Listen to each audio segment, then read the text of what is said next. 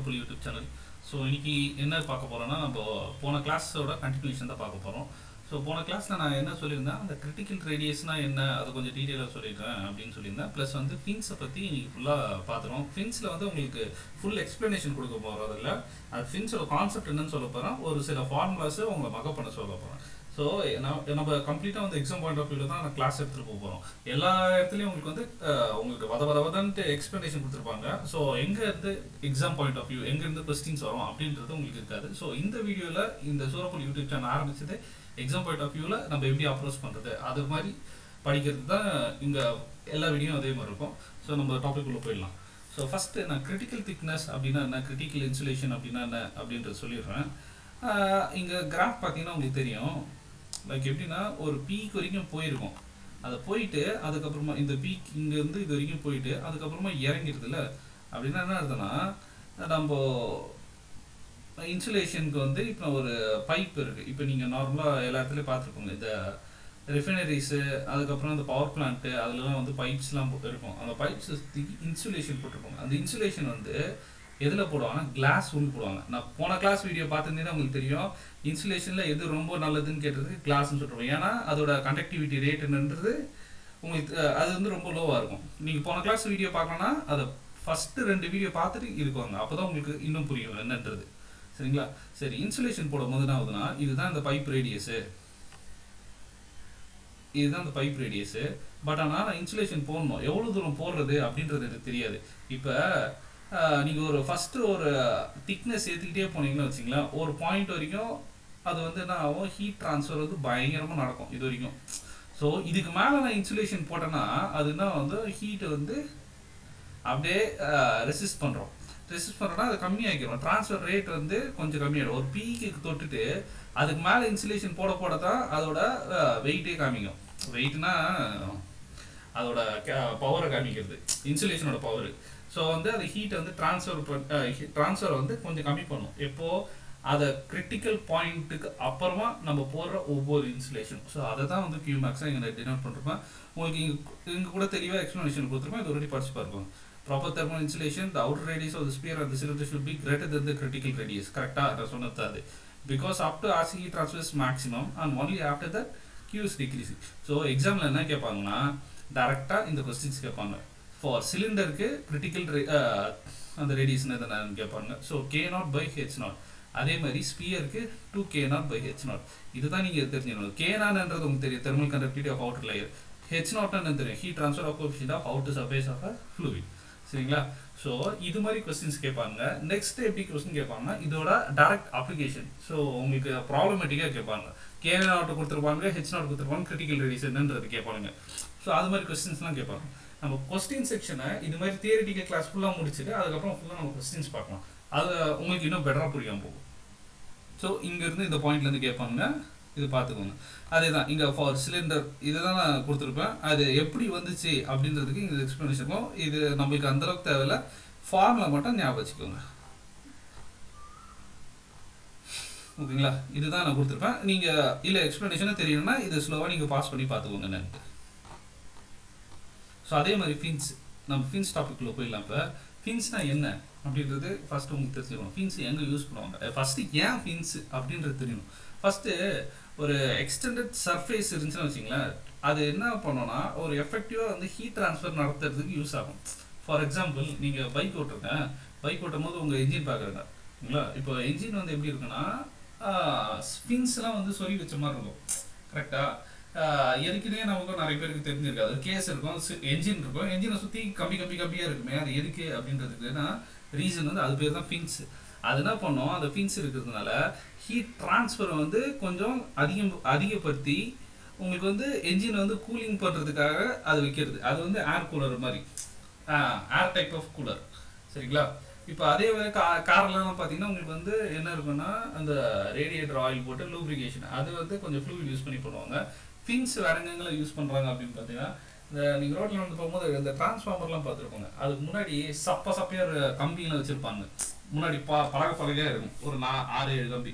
அதுவும் இருக்குன்னா டிரான்ஸ்ஃபார்மரில் பயங்கரமாக ஹீட் ஜென்ரேட் ஆகும். அந்த ஹீட் ஜென்ரேட்டை டிசிபேட் பண்ணுறதுக்காக இந்த ஃபின்ஸ் வச்சுருப்பாங்க. அதே மாதிரி இன்னொன்று பார்த்தீங்கன்னா, ஏசிலாம் பார்த்தீங்கன்னா, ஸ்பிளிட் ஏசியோ விண்டோ ஏசியோ எந்த ஏசி எடுத்தாலும் ஃபின்ஸ் இருக்கும்.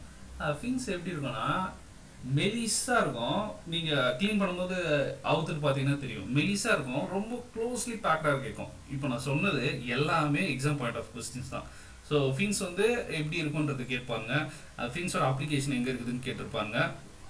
சரிங்களா? அதுக்கப்புறமா எக்ஸ்டெண்டட் சர்ஃபேஸ் தான் ஃபின்ஸ். இப்போ நீங்கள் படிச்சு பார்த்தீங்கன்னா extended surface which are use to effective transfer the heat from systems by convection process. இது ரொம்ப இம்பார்ட்டன்ட். ஃபின்ஸில் வந்து எப்படி ட்ரான்ஸ்ஃபர் ஆகுது அப்படின்னு கேட்பாங்க, அதுவும் நீங்கள் பார்த்துக்கலாம். ஸோ நான் சொன்ன எக்ஸாம்ஸ்லாம் இருக்குது பாருங்க. Heat transfer from the cylinder of IC engine, AC, transformer, அதெல்லாம் இருக்கும். So extended surface are called fins. அதுக்கப்புறம் கன்வெக்ஷன் வந்து கண்டிப்பாக நடக்கும். கரெக்டில் நான் இப்போ பைக் இதோ இங்கே இருக்க ட்ரான்ஸ்ஃபார்மருக்கு வந்து இது மாதிரி கம்மியாக இருக்கும்னு சொல்லிட்டேன், இது மாதிரி கம்மியாக இருக்கும். ஸோ இது எப்படி ஹீட் ட்ரான்ஸ்ஃபர் நடக்குது அப்படின்னா, வெளியே வந்து ஏரு, இது வந்து ஒரு சாலிட் மீடியம். ஸோ கன்வெக்ஷன் தான் ஆப்வியஸாக நடக்குதுங்க. அப்போது இங்கே கன்வெக்ஷன் நடக்கும்போது ஃபர்ஸ்ட் கிளாஸ் பார்த்தீங்கன்னா உங்களுக்கு புரியும், இந்த கன்வெக்ஷனுக்கு இந்த ஃபார்முலா எப்படி எடுத்துகிட்டு வந்தேன், நியூட்டன் லா ஆஃப் கூலிங்லேருந்து எப்படி வந்துச்சு அப்படின்றது தெரியும் உங்களுக்கு. சரியா? ஸோ இந்த ஹீட் ட்ரான்ஸ்ஃபர் ரேட்டை அதிகப்படுத்துறதுக்கு என்னென்னலாம் தேவைப்படும், இதுவும் டைரக்ட் கொஸ்டின் இல்லை. அதிகப்படுத்துறதுக்குன்னா வேணும்னா ஒன்று வந்து சர்ஃபேஸ் ஏரியா இன்க்ரீஸ் பண்ணணும். அப்புறம் டிஎஸ் மைனஸ் டிஎஸ்னா அந்த சாலிடு, டிஎஃப்னா அந்த அவுட்டர் நம்ம ஃப்ளூயிடு, ஃப்ளூயிட்னா air. So increasing h. So the most effective way of increasing heat transfer is by increasing the surface area. இது டேரெக்டாக 1 மார்க் கொஸ்டினாக கேட்டிருக்கானுங்க, பார்த்தோம். சரியா? இதில் வந்து ரேடியேஷன் எந்த மோட் ஆஃப் ஹீட் ட்ரான்ஸ்ஃபர் வந்து நெக்லிஜிபிள் பண்ணுறாங்க அப்படின்றது ரொம்ப ரேர் கொஸ்டின். இது ரேடியேஷன்ன்றது இது மாதிரி ஒரு கொஸ்டினை கேட்டுக்கிறாங்க. ஸோ நெக்ஸ்ட் வந்து இதெல்லாம் ஒரு வாட்டி அப்படியே படிச்சு பாருங்க, ஈஸியாக தான் உங்களுக்கு சொன்னது தான் அது, இது அப்படியே புரியும் உங்களுக்கு. நெக்ஸ்ட்டு நான் ஒரு 7 ஃபார்முலாஸ் இருக்குது. அந்த 7 ஃபார்முலா வந்து தூக்கத்தில் எழுந்திரிச்சு கேட்டாலும் நீங்கள் மனப்பாடம் பண்ணி ஒப்பிக்கிற மாதிரி இருக்கணும், எப்போ கேட்டாலும் சொல்லணும். ஸோ அந்த ஃபார்முலா தான் இந்த ஃபின்ஸோட மொத்த கதையும். உங்களுக்கு ஃபர்ஸ்ட் என்ன தெரியும்னா ஃபின்ஸ்னா என்னன்னு தெரிஞ்சிருக்கணும், அது என்ன அப்ளிகேஷன் யூஸ் ஆகுதுன்னு தெரியும், அது எப்படி ஹீட் ட்ரான்ஸ்ஃபர் நடக்குதுன்னு தெரியும், அவ்வளோதான். ஸோ எக்ஸாம்பிள் அந்த ஃபார்முலா வரதுக்கு ஒரு சின்ன ஒரு லேயர் மாதிரி முன்னாடி ஒரு சும்மா ஒரு ஷார்ட் ஸ்டோரி மாதிரி. இது எப்படின்னா, இப்போ இதுதான் இன்ஜின் ஹாலோ பிளாக், அந்த பிளாக்னு வச்சிங்களா, என்ஜின் பிளாக். ஓகே, இந்த என்ஜின் பிளாக் இருக்குது. இந்த என்ஜின் பிளாக்லேருந்து நான் சொன்ன மாதிரி அந்த கம்பி மாதிரி நீடிக்கிட்டு இருக்கு. சரியா? இதுதான் நம்ம ஃபின்ஸ்ன்னு சொல்லுவாங்க இந்த கம்பியை. இதில் என்ன பண்ணுறேன், ஒரு இந்த ஏரியா மட்டும் டிஎக்ஸாக எடுக்கிறேன். இதை வச்சு தான் நம்ம கால்குலேஷன் பண்ண போகிறோம், என்ன அந்த ஃபார்முலா எடுத்துகிட்டு வருது எப்படின்ட்டு. ஸோ ஃபஸ்ட்டு என்ன நடக்குது, இந்த என்ஜின்லேருந்து இங்கே கண்டக்ஷன் நடக்குதா, கரெக்டாக கண்டக்ஷன் நடக்குது. கண்டக்ஷன் நடந்தது அதுக்கப்புறம் என்ன ஆகுதுன்னா, இந்த ஃபின்ஸ்லேருந்து ஏர் வழியாக கன்வெக்ஷன் நடக்குது. கரெக்டாக? சரி. ஸோ இதை நான் என்ன நோட் பண்ணுறேன்னா, இது கம்ப்ளீட்டாக இது வந்து லென்த் எல்லுன்னு எடுத்துருப்பேன், இதோட வித்து வந்து பீன்னு எடுத்துருப்பேன், இதோட திக்னஸ் வந்து டீன்னு எடுத்துருக்கிறேன். ஓகேவா? சரி. நெக்ஸ்ட்டு இதோட இது எல்லாத்தையுமே நான் ஆட் பண்ணுறேன், எல்லாத்தையும் ஒரு சம்மேஷன் மாதிரி எடுத்துகிட்டு வரேன் இப்போ சொன்ன கதையை. ஓகேவா? இப்போ heat conduction x plus dx, x plus dx plus வந்து heat convection. First conduction plus convection ரெண்டும் நடக்குது. அதில் வந்து அந்த ஹீட் கண்டக்ஷன் ஃபார்முலா வந்து இதுதான், QX minus KA dt by dx. போன வீடியோவில் சொல்லியிருக்கேன், கரெக்டாக? ஸோ அந்த மாதிரி 2 ஃபார்முலா தூக்கிட்டு வந்து சப்ஸ்டியூட் பண்ணுறேன். கன்வெக்ஷன் உங்களுக்கு தெரியும், அந்த Newton's law of cooling. So அதே மாதிரி ஏஎஸ் அந்த பெரிமீட்டர் இன்ட்டு டிஸ்டன்ஸை தான் ஏரியாவை அப்படி மாற்றி போட்டிருக்கேன். சரியா? இது எல்லாமே உங்களுக்கு இதெல்லாம் தெரிஞ்சுக்கணுன்ற அவசியம் கூட இல்லை, இது எல்லாமே அந்த ஃபார்முலா வச்சு. சாரி, இது கொஞ்சம் ஃபோட்டோ மிஸ் ஆகிடுச்சு எடுக்கும்போது. இது இந்த கண்டக்ஷன் கன்வெக்ஷன் இது ரெண்டுத்தையும் நான் சிம்பிளிஃபை பண்ணேன்னா ஒரு ஆன்சர் கிடைக்கும் எனக்கு. ஓகேவா? அந்த ஆன்சர் வேணால் அதுக்கு முன்னாடி இது கொஞ்சம் தெரிஞ்சுக்கோங்க. இந்த HP minus KAC surface conduction by internal conduction whole power 1/2 இந்த எம்எல்ன்றது. அதுக்கு முன்னாடி நான் இந்த ஃபார்முலாஸ்லாம் சொல்லிடுறேன், எது எது படிக்கணுன்ட்டு அதை மட்டும் படிச்சுக்கணும். இது நான் பவுண்டரி லேயர்லாம் போட்டு எடுத்துகிட்டு வந்திருப்பேன். ஸோ எப்படின்ட்டு இதெல்லாம் பார்த்தீங்கன்னா தெரியும். இதுக்கு முன்னாடி ஒன்று சொல்லிடுறேன், எப்பவுமே வந்து ஃபின்ஸில் வந்து என்னென்ன டைப்ஸ் இருக்குது அப்படின்றத சொல்லணும், அது சொல்ல மிஸ் பண்ணிட்டேன். ஃபின்ஸில் வந்து என்னென்ன இருக்குன்னா, ஃபஸ்ட்டு வந்து infinite long fin. Infinite long ஃபின்னா என்னன்னு தெரியும் உங்களுக்கு. அடுத்தது வந்து இன்சுலேட்டட் டிப்புன்னு சொல்லுவாங்க. அது இன்சுலேட்டட் டிப் வந்து ஒரு ஃபின்ஸ்னா அது எண்டில் வந்து இன்சுலேஷன் பண்ணிருப்பாங்க. அது ஹீட் ட்ரான்ஸ்ஃபருக்காக ரேட் வந்து அதிகப்படியாக நடத்தணும். ஏன்னா கம்ப்ளீட்டாக இருந்துச்சுன்னா தான் அது ஹீட் ட்ரான்ஸ்ஃபர் ரேட் பயங்கரமாக நடத்திருப்போம். ஸோ அதுக்காக அந்த மாதிரி இருக்கிறது. And loosely heated by convection form dip அது மாதிரி கூட வச்சுருப்பாங்க. ஓகேவா? நான் சொன்னது வந்து இங்கே நான் ஒரு சிலது எழுதிருப்பேன், ஒரு சிலது எழுதிருக்க மாட்டேன். பட் அப்படியே ஞாபகம் வச்சுக்கோங்க இது எதுன்னு இருக்குன்ட்டு. நீங்கள் பஸ்ஸெல்லாம் லாங் டிரைவ் பஸ்ஸில் ஓடும்போது அந்த இதை தூக்கி விட்டுட்டு விடாங்க முன்னாடி, அந்த பேனட்டை வந்து பேனட்னு சொல்றதுல முன்னாடி ஃப்ரண்ட் டோர் வந்து தூக்கிப்பாங்க. எதுக்குன்னா நம்மளுக்கு ஈஸியாக கன்வெக்ஷன் நடக்கும். என்ஜின் வந்து கூலிங் வந்து கம்மியாகிறதுக்காக அது மாதிரி வைப்பாங்க. ஸோ நம்ம தெரிஞ்சிக்க வேண்டியது இன்ஃபினிட் லாங் ஃபின் அப்படின்னு கொஸ்டினில் வந்துச்சுன்னா அதுக்கு டேரக்ட் ஃபார்முலா என்ன அப்படின்றது தெரியணும். ஃபர்ஸ்ட் இன்ஃபினிட் லாங் ஃபின் அப்படின்னா ஃபின் இஸ் இன்ஃபினிட் லாங் அப்படின்னா QF நான் எங்கே கொடுத்துருப்பேன் அதை டேரெக்டாக கேட்பாரு. ஸோ ஓகே நான் அது எழுதிருக்கேன்னா என்னன்னு தெரியல. Okay for infinite long fin இந்த formula Q is equal to root of HP KAC TB minus T infinity. இந்த ஃபார்முலா வந்து இன்ஃபினிட் லாங் ஃபின். இது ஒரு ஃபார்முலா. இது மாதிரி ஒரு 7 ஃபார்முலா இருக்குது. என்னென்ன ஃபார்முலான்னு சொல்லிடுறேன் நான். இந்த ஃபார்முலா ஞாபகம் வச்சுக்கோங்க. இதுக்கு முன்னாடி ஒரு சின்னது சொல்லிடுறேன். இந்த ஃபின்ஸ் வந்து ஹீட் ட்ரான்ஸ்ஃபர் ரேட் எப்படி நடக்கும் அப்படின்றது கூட கேட்பானுங்க. ஸோ ஃபஸ்ட்டு வீடியோவில் நம்ம சொல்லியிருப்போம் எப்படின்னா எக்ஸ்பானன்ஷியலாக எப்படி நடக்கிறது, லாகரபத்திக்காக எப்படி நடக்கும் ட்ரான்ஸ்ஃபர் ரேட்டு, ஓகேங்களா? அது மாதிரி கேட்பாங்க. இது மாதிரி டேரெக்டாக கொஸ்டின் கொடுத்துட்டு இந்த கிராஃபே கொடுப்பாங்க. 4 கிராஃப் கொடுப்பாங்க. 4 கிராஃப் கொடுத்துட்டு ஃபின்ஸுக்கு வந்து ஹீட் ட்ரான்ஸ்ஃபர் ரேட் எப்படி நடக்கும் ஆப்ஷனே உங்களுக்கு தெரியும். இந்த எப்படி போட்டிருக்கு எக்ஸ்போனன்ஷியலாக கொஞ்சம் போயிருக்கு கர்வு. ஸோ அதே மாதிரி எக்ஸ்போனன்ஷியலாக இல்லை லாகரமெத்திக் இல்லை கண்டிஷன்ஸ் மாதிரி கொடுத்துருப்பாங்க எப்படின்றது அவங்க பார்த்தாவே தெரியும். ஃபஸ்ட்டு வந்து உங்களுக்கு என்ன தெரியணும்னா ஃபின்ஸ்னால் என்ன, அது என்னென்ன அப்ளிகேஷனுக்கு யூஸ் ஆகுது, ஓகேவா? அதுலேருந்து ஒரு கொஸ்டின் வரும். அதுக்கு அப்படி இல்லைனா ஃபின்ஸோட ஃபார்முலாஸ் பேஸ் பண்ணி இந்த கொஸ்டின்ஸ் வரும். இன்ஃபினிட் லாங் ஃபின்லேருந்து ஒன்று வரும். அதுக்கப்புறம் இன்சுலேட்டட் ஃபின்லேருந்து ஒரு கொஸ்டின்ஸ் வரும். அப்படின்னா எஃபிஷியன்சி ஃபார் லாங் ஃபின் அது ஒன்று. அப்புறம் அடியபடி டிப் கண்டிஷன் அது டேரக்ட் ஃபார்முலா கேட்பாங்க. அப்படி இல்லைனா இதுலேருந்து மொத்தமாக அப்ளிகேஷன்ஸ் கொஸ்டின்ஸ் என்னாச்சும் வரும். அப்ளிகேஷன் கொஸ்டின்ஸ்லாம் ஒன்றும் பார்க்குறது இந்த ஃபார்முலா நீங்கள் மனப்பாடம் பண்ணி வச்சிட்டிங்கன்னா அப்ளிகேஷன்லாம் இந்த ஃபார்முலாவில் இருக்கிறது தான் கொடுப்பான். இதுலேருந்து அந்த ஃபார்முலாவில் எதனாச்சும் ஒன்று கொடுத்துருக்க மாட்டான். அதை ஃபைன் பண்ணுற மாதிரி இருக்கும். அவ்வளோதான். சரியா? இப்போ முதல்ல சொல்லிட்டேன் அந்த இன்சுலேட்டட் இது சொல்லிட்டுனா ஒரு ஃபின்னு ரைட்டு ஒன்று முடிஞ்சிச்சு. அடுத்தது என்ன படிக்கணும்னா இது ஒன்று. அதுக்கப்புறமா இன்சுலேட்டட் டிப்பில் இந்த ஃபார்முலா ஒன்று. இது எதுக்கு வரும்னா ஃபின் வித் இன்சுலேட்டட் டிப், ஓகேவா? ஃபின் வித் இன்சுலேட்டட் டிப்புக்கு இந்த ஃபார்முலா தான். இது சிம்பிளிஃபை பண்ணி வரதான். இது பார்த்தீங்கன்னா உங்களுக்கு தெரியும் ஒரு கதைகள் இதில் இந்த பேஸ் டெம்பரேச்சர்லேருந்து இங்கே வரைக்கும் எடுத்துகிட்டு போகிறோம். இங்கே இன்சுலேஷன் பண்ணி வைக்கிறது. இன்சுலேஷன் பண்ணும்போது என்ன ஆகுதுன்னா இந்த டெம்பரேச்சர் ஒரே மாதிரியே எடுத்துகிட்டு வரதுக்கு. அப்படி எடுத்துகிட்டு வரும்போது என்னன்னா ஹீட் ட்ரான்ஸ்ஃபர் பயங்கரமாக எடுத்துகிட்டு போகலாம். ஸோ அதுக்காக அது மாதிரி எடுத்துகிட்டு வருது. ஏன்னா அப்படி எடுத்துகிட்டு போகும்போது நமக்கு ஹீட் சர்ஃபேஸ் ஏரியாவை பெருசாகுதுல்ல. நான் சொன்ன மாதிரி முதல்ல எப்படி எதில் ஹீட் ட்ரான்ஸ்ஃபர் வந்து அதிகமாக நடக்கும்னா சர்ஃபேஸ் ஏரியா பெருசாக இருக்கும்போது ஹீட் ட்ரான்ஸ்ஃபர் அதிகமாக நடக்கும். ஸோ நம்ம வந்து ஃபின்ஸை நீட்டானா பெருசாகும் போது ட்ரான்ஸ்ஃபர் அதுக்கும் ரொம்ப பெருசாகவும் வைக்க முடியாது. ஸோ அந்த டைமில் நம்ம என்னென்னலாம் பண்ண முடியுமோ அதெல்லாம் பண்ணுறது தான். ஸோ இந்த ஃபார்முலா ஒன்று ரெண்டாச்சா. இந்த Q is equal to root of HP KAC TB minus T infinity கூட tan H ml அப்படின்னு போட்டுக்கோங்க. அதுதான் வந்து ஃபின்ஸ் வித் இன்ஃபினிட் லென்த் அதுக்கான ஃபார்முலா. அடுத்தது வந்து சாரி ஒரே ஒரு சின்ன தப்பு பண்ணிட்டேன். ஓகே கரெக்ட் தான். தப்பில் எதுவும் போல கரெக்டாக தான் சொல்லியிருக்கேன்.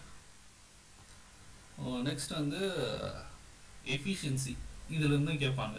ஃபஸ்ட்டு எஃபிஷியன்சினா என்னது, எஃபெக்டிவ்னஸ்னா என்னது அப்படின்றது பேசிக்கிட்டு தெரிஞ்சுக்கோ. என்னென்னா நம்ம ஸ்கூலில் வந்து இந்த ப்ராக்ரஸ் கார்டெலாம் கொடுப்பாங்களே, கிரேடு போடுறதும் சரி இல்லை பர்சன்டேஜ் சொல்கிறதும் சரி, அது ஒன்று ஒவ்வொரு விதமாக சொல்கிறது இருக்குல்ல. அது மாதிரி தான் எஃபெக்டிவ்னஸ் எஃபிஷியன்சி வந்து மாற்றி சொல்லுவாங்க. இந்த கம்பேரிட்டிவ்லி ஒன்று இருக்கும். இன்னொன்று வந்து எஃபிஷியன்சி அப்படின்றது ஒரு ப்ராசஸ் இருந்துச்சுன்னா ஒரு அவுட்புட் பை இன்புட் அப்படி எடுத்துகிறது ஒன்று. ஸோ அதோட பெட்டராக இருக்கும் இதோட பெட்டராக இருக்கும் அது அப்படின்னு சொல்கிறது வந்து எஃபெக்டிவ்னஸ் வந்து அதுக்கு நேச்சர் லைட்டாக கொஞ்சம் மாறும், அவ்வளோதான் கிடையாது. ஸோ எஃபிஷியன்சி ஆஃப் ஃபின் வந்து இதுவும் கேட்டு தொலைச்சிருக்கிறாங்க. Total heat transfer by fin by ideal heat dissipated by entire fins are face in at base temperature, ஓகேவா? இதுதான் efficiency of fin. For infinite long fin வந்து efficiency is equal to 1/ml. இது அந்த அளவுக்கு கேட்டதில்லை, பட் தெரிஞ்சுக்கோங்க. இன்னொன்று வந்து ஃபார் இன்சுலேட்டிங் டிப் அதோட எஃபிஷியன்சி இது கேட்டு தொலைச்சிடுறாங்க. இது கண்டிப்பாக ஞாபகம் 1 2 3 4 ஃபார்முலாச்சா. இது ஒன்று இது அப்புறமா எஃபெக்டிவ்னஸ் இஸ் அனதர். அது நான் சொன்ன மாதிரி பாருங்க, எஃபெக்டிவ்னஸ்னா என்னன்னா heat transfer with fin by heat transfer without fin. ரெண்டத்தையும் வச்சு கம்பேர் பண்ணுற மாதிரி சொன்னால அதுதான் அது. Fin will be very useful இந்த எஃபிஷியன்சி. ஓகே. ஸோ என்னன்னா எஃபெக்டிவ்னஸ் ஆஃப் பயாட் நம்பர்னா என்னன்றது போன கிளாஸ் நமக்கு எவ்வளோ எக்ஸ்பிளைன் பண்ண முடியும் எவ்வளோ எக்ஸ்பிளைன் பண்ணியிருப்பேன். அதில் வந்து உங்களுக்கு சரி conduction resistance by convective resistance. So இந்த பயாட் நம்பர் எதுக்கு இங்கே வருது அப்படின்னா பயாட் நம்பர் வந்து ஈக்குவல் டு 1 அப்படின்னு வந்துச்சுன்னா தண்டகர்மா அது யூஸே கிடையாது, இது தேவையில்லை நம்ம ஹீட் இது வைக்கிறதுக்கு, அதுக்கு தான். ஸோ ஃபீன்ஸ் அதே மாதிரி பயாட் நம்பர் வந்து 1 விட அதிகமாக இருந்தாலும் அது வேஸ்ட் தான். ஸோ பயாட் நம்பர் வந்து நமக்கு எவ்வளோ கம்மியாக வருதோ அப்போ தான் வந்து நம்ம வைக்கிற இது வந்து ஒரு சாட்டிஸ்ஃபேக்ஷன், அட்லீஸ்ட் வந்து அது ஒரு பர்பஸ். நம்ம இல்லைன்னா அது தண்டகர்மம். அது கண்டக்ஷன் பை கன்வெக்ஷன். இப்போ நம்மளுக்கு வந்து கன்வெக்ஷன் வந்து அதிகமாக நடக்கணும். அப்போ மேலே நீங்களே வச்சுக்கோங்க கண்டக்ஷன் பை கன்வெக்ஷனா. இப்போ கண்டக்ஷன் வந்து ஒரு 1 நடக்குது அப்படின்னா கன்வெக்ஷன் 2 நடக்கணும். ஓகேவா? அப்போ வந்து 0.5 வருதா? ஸோ அதோட கம்மியாக இருக்கணும்னா இப்போ கண்டக்ஷன் 1னா கீழே டிவைட் பை 4 போட்டிங்கன்னா அங்கே 0.25 வரும். ஸோ இன்னும் நிறைய கன்வெக்ஷன் அந்த ப்ராசஸில் நடக்குது. ஸோ வந்து பயாட் நம்பர் வந்து எவ்வளோ கம்மியாக போகிறோம் 1 விட கம்மியாக போயிட்டு இருக்கிறது ரொம்ப பெட்டர். ஸோ இந்த கண்டிஷனே 1 மார்க்காக கேட்டிருக்கிறாங்க. இப்போ நான் சொன்ன அந்த ஃபார்முலாஸ் இந்த கண்டிஷன் இதெல்லாம் 1 mark. Infinite long fin efficiency effectiveness இது டைரக்ட் ஃபார்முலாவும் கேட்டிருக்காங்க. ஸோ அப்படி இல்லைனா எஃபெக்டிவ்னஸ் கண்டுபிடித்து இதை பி நான் கே நான் நினைச்சு கொடுத்துருப்பாங்க, ஹெச் நான் கொடுத்துருப்பாங்க, ஏசி கூட கண்டுபிடிக்கிறாங்க எஃபெக்டிவ்னஸ். ஸோ அது மாதிரி கொஸ்டின்ஸ் கேட்டுக்கிறாங்க. Effectiveness of insulated fin insulated அது எஃபெக்டிவ்னஸ்க்கும் இதுதான் formula PK by root of PK by HAC to tan HML. ஓகேவா? இதில் என்ன ஒன்று கேட்பாங்கன்னா இதுவும் கேட்டுருக்காங்க. இப் பி பை ஏசி இன்க்ரீசஸ்னா எஃபிஷியன்சி டைரக்ட் ப்ரொபோஷனல் தானே. ஸோ உங்களுக்கு ஆட்டோமேட்டிக்காக இது இன்க்ரீஸ். இதுவும் கொஸ்டினும் கேட்டுருக்காங்க. எஸ்எஸ்சிலையும் கேட்டிருக்காங்க, ஆர்ஆர்பிலையும் ஒரு சில இதில் கேட்டிருக்காங்க. ஓகேவா?